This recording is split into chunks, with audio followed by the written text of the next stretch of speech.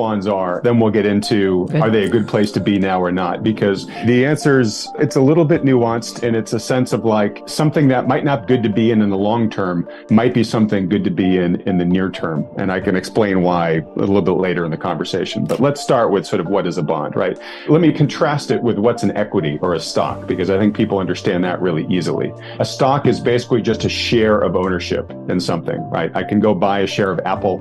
It's clear I don't own all of Apple Corporation, but I have 100 millionth claim in terms of the earnings that Apple owns and the assets that it has, right? I'm a part-time shareholder in this company. A bond is not ownership.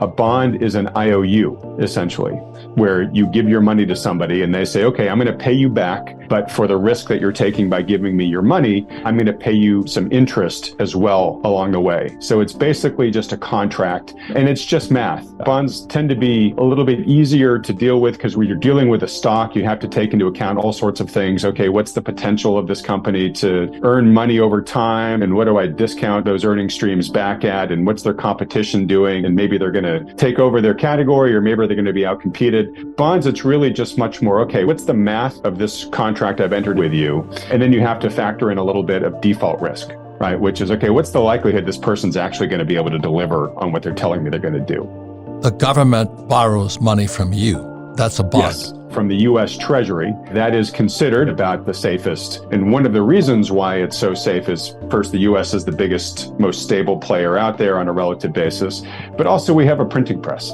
If we really get in trouble, the Federal Reserve can basically print up the money to give to the Treasury to make sure that they pay you back. So you are going to get paid back, at least nominally, meaning if I give you $100, high likelihood you're going to give me $100 back. Now, if they had to print those $100 to pay me back, then maybe those $100 are devalued a bit by inflation. But again, the U.S. Treasury, relative basis, pretty darn safe.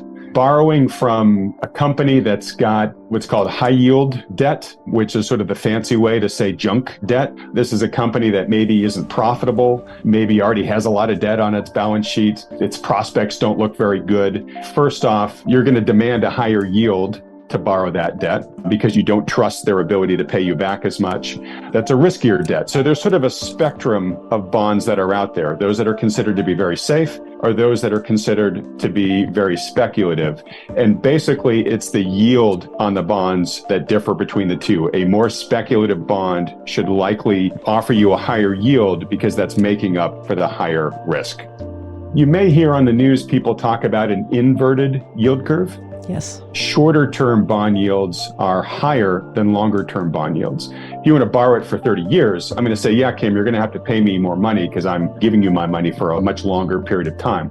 When when the bond market gets nervous about where things are headed and it thinks that something bad might happen in the relatively near term, that then pushes up those short-term interest rates. And so it's basically the bond market telling you, I think in 30 years, things are going to be back to normal. I think we're going to be okay in the long run, but I think we're going to have some rough times in the very near future. And that's why I'm going to demand a higher interest rate in the short term. Yeah, so let me give you a really simple. So you have a 5-year bond, let's say, and you're getting paid 5%, whereas a long-term bond is paying 1%. That's an inversion because it should be the other way. The longer-term bond should be paying 5%, but short-term is paying 1%. That's when the higher math kills me at that point. Anyway, the shorter-term bond should be less interest, but today the shorter-term bonds are higher interest than the long-term bonds, and that's the inversion. Two important things about it. One, an inverted yield curve is one of the most dependable signals we have of approaching recession. If you see an inverted yield curve like we have today, you should say, all right, look, I got to get prepared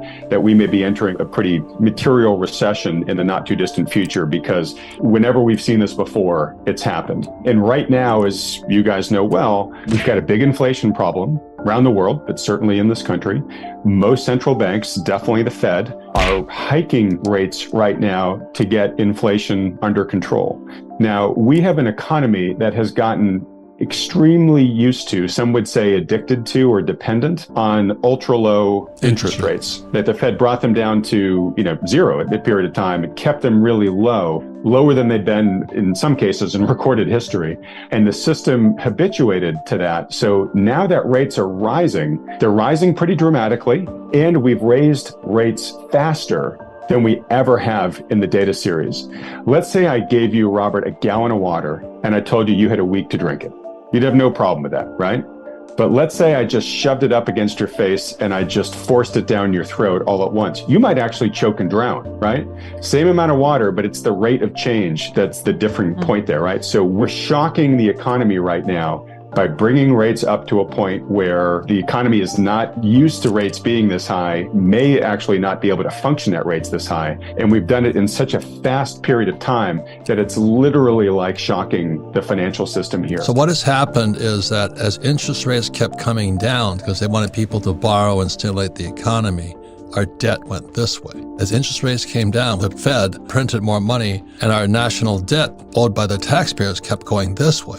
But the moment they raise interest rate, that debt is going to kill us because it's too expensive. Exactly. The debt service payments all of a sudden become a lot more burdensome. And who pays that? Our taxes. Who pays the debt are the U.S. taxpayer.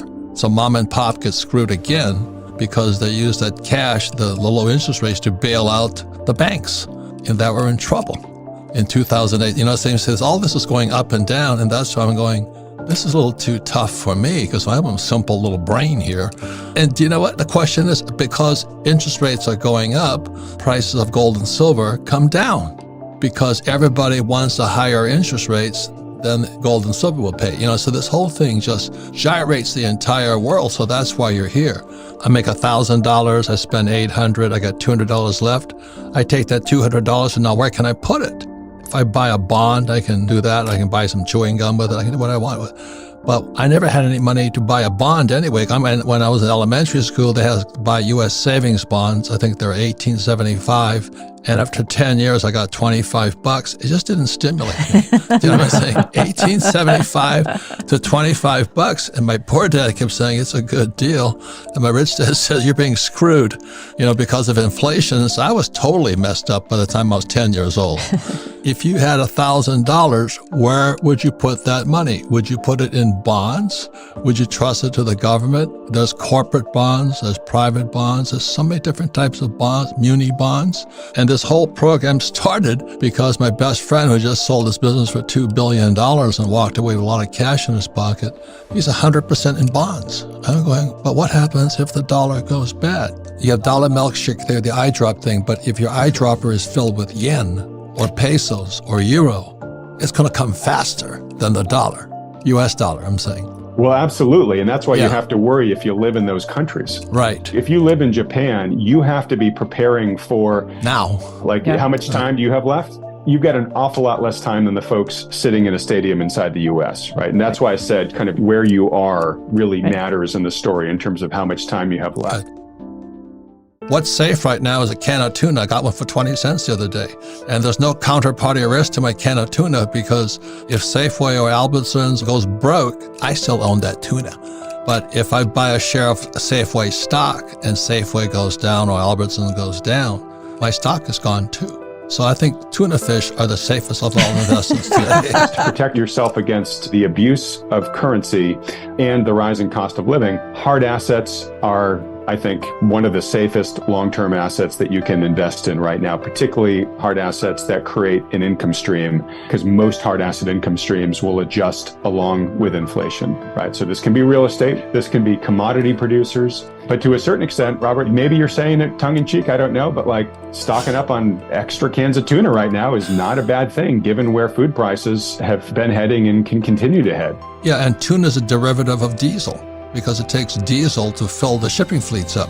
And most people don't understand the absolute essential role that energy plays in the economy, because nothing happens, no economic activity happens without the energy to power it. And if you care about the pricing of things, you have to be aware of what the energy input costs are for that individual product. Most products require a lot of energy. If you want to get a tuna, well, yeah, it's a fish in the ocean. You would think no energy is involved at all, but you got to basically manufacture the boats to go out there and fish. You've got to put the diesel in for those boats. You could then, in most cases, most fish that's actually sold in America and caught off American shores is actually sent to China to be processed before it comes back here and is put in the can. There's just a ton of energy, embedded energy that goes into everything. You've got to really look at your vulnerability to energy costs. And again, they've gone bonkers over this past year, given what's been going on with global supply chains, the war in Ukraine, et cetera.